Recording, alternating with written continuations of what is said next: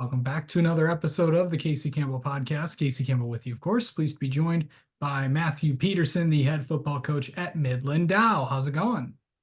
Good. How about yourself? I'm doing well.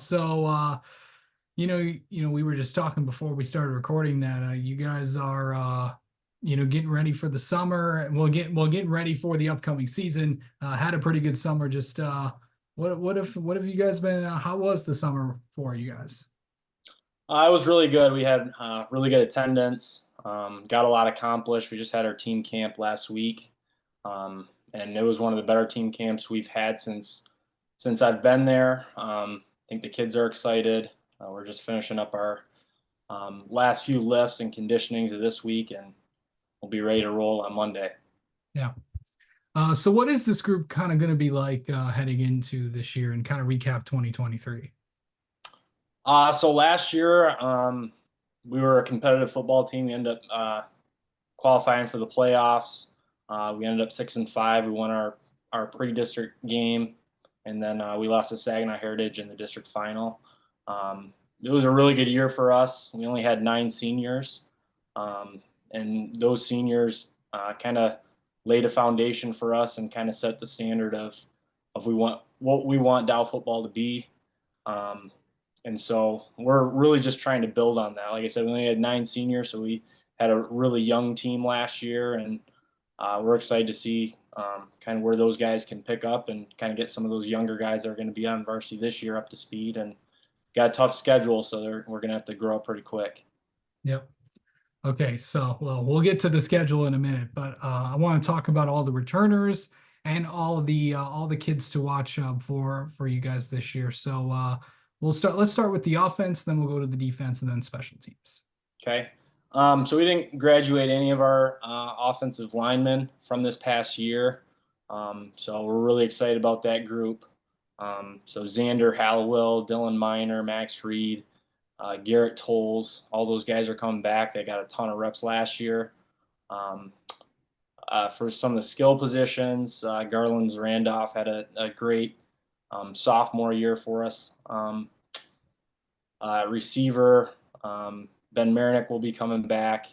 Wyatt Altman has done a great job for us as a senior leader heading into the season. And we got some other guys kind of competing for those other spots. Some guys to watch out for on offense. Jamison Zimmer as a sophomore. Really like what he can do on both sides of the ball.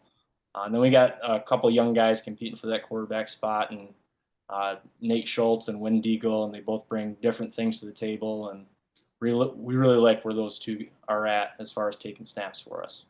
Okay. Defensive wise, where are you guys at? So last year we graduated one of our better defensive lines. A couple of those guys went on to play college football for us. But in the back end, we got quite a bit coming back.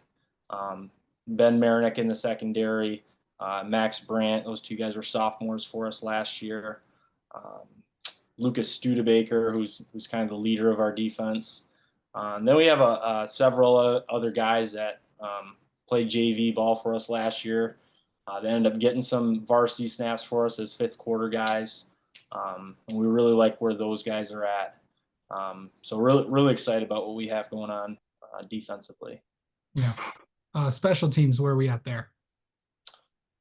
So special teams, we graduated both of our kickers, our long snapper. So we think we do a pretty good job program wise, developing those specialist positions. I've mentioned Ben Marinick's name a couple times. He'll be our holder. He did that last year as a sophomore. We've had Garland's do some punting for us as a running back punter guy. So we'll just kind of have to wait and see who can handle those kickoffs and extra points and punts and those things. Yeah. Okay. We've talked about the kids. Now let's talk about, as promised, the schedule. And it's a pretty good one. Of course, starting out the 29th at Fenton to open the season. September 6th, home against Saginaw Heritage. September 13th, home against Mount Pleasant. September 20th at Bay City Western. September 27th at Traverse City Central. October 4th, home against Traverse City West. October 11th, home against Bay City Central. October 18th at Lapeer, and finishing out the regular season October 25th at Midland. So it's a pretty good schedule. You always know the SVL is going to be a pretty tough conference to play in, but what do you like about the schedule this year? I think it's one of the harder schedules and conferences in the state. Looking at the last couple of years in the Valley, and I feel like any team can win on any given night. If you look at some of the records that we had in the North, um, Mount Pleasant was the league champ, and a lot of the teams made the playoffs from the North last year, and Traverse City West took them right down. It was a great game, and they didn't make the playoffs, but they almost knocked off our league champ. So it's a really tough schedule, and the first 3 weeks are going to be really important for us. Fenton's beat us the last 2 years, so that's a big game for us. Obviously, Heritage beat us twice last year, and Mount Pleasant's the defending league champs. So all three of those teams were playoff teams last year.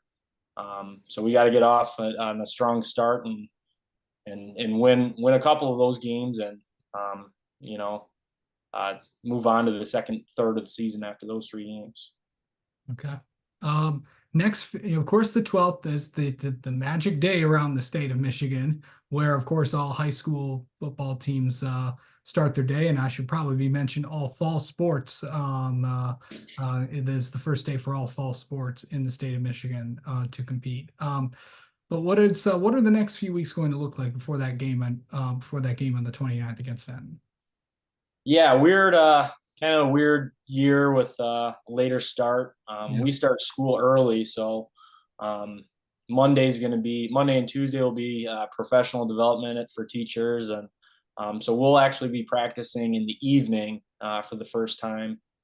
We're a program that typically goes in the morning, so the kids are all worried about not having our normal routine, but it'll be fine. The kids are super excited about that. So we'll get through that first week, and then obviously we get the scrimmage on Thursday of the following week, and then it'll just be a normal week. It'll also be kind of strange because the kids will be in school that second week, so we'll have school going while we have scrimmage, and so it'll just be a lot. But like I said, the kids are going to be fired up and ready to play when Fenton rolls around. Absolutely. All right. Well, Matt, thank you so much for the time as always, and best of luck this season to you guys.